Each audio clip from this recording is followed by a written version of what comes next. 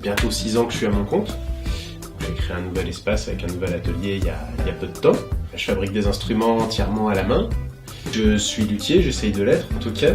Luthier, c'est un métier qui rassemble la conception des instruments de musique à cordes, pincés et frottés. Donc moi je fabrique principalement des guitares, tout style de guitare. Donc de la guitare classique, de la guitare folk, de la guitare manouche, jazz et même électrique, ça démarre.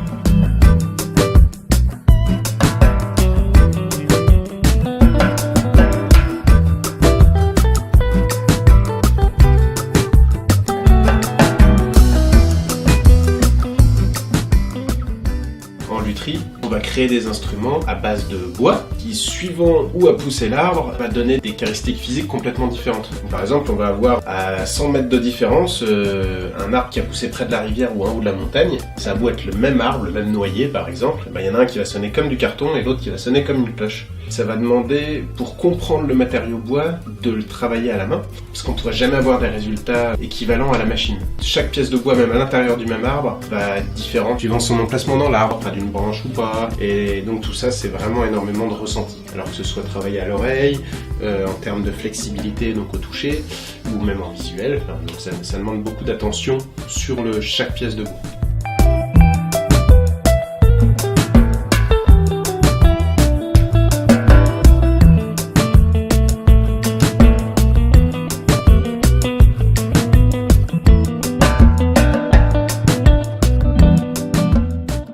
La guitare, elle est divisée en deux grandes parties. C'est le manche, où sont fixées les cordes et qui vont servir de ressort, et qui sert à poser la main gauche.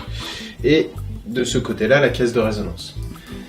La caisse de résonance, elle est composée de plusieurs parties. On a devant la table d'harmonie, qui joue vraiment un rôle de haut-parleur.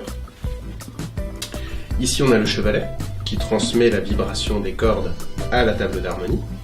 Sur les côtés, on a les éclisses, la partie qui est cintrée, et qui est souvent dans le même essence de bois que le fond, qui lui va jouer un rôle parabolique pour renvoyer le son de la table d'harmonie. Et le manche en deux parties, l'arrière du manche et devant la touche, qui est souvent en ébène, la partie qu'on touche.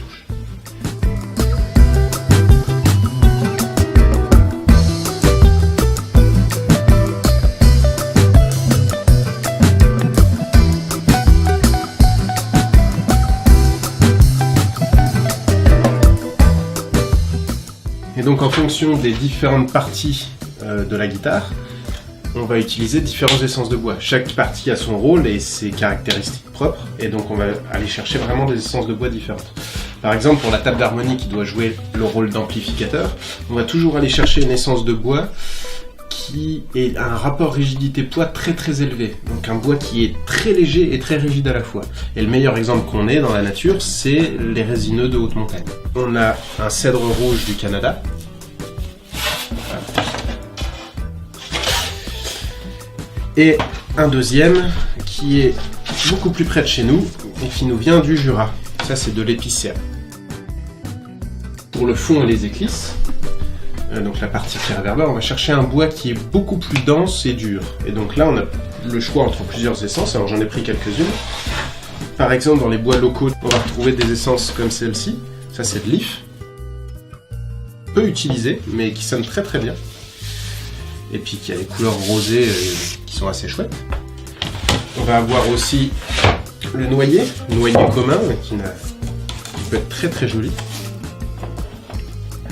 Voilà. Puis après, on va avoir des essences dites de bois précieux, alors qui ne sont pas plus précieuses que nos essences locales. Ça va être du cocobolo, essence d'Amérique du Sud.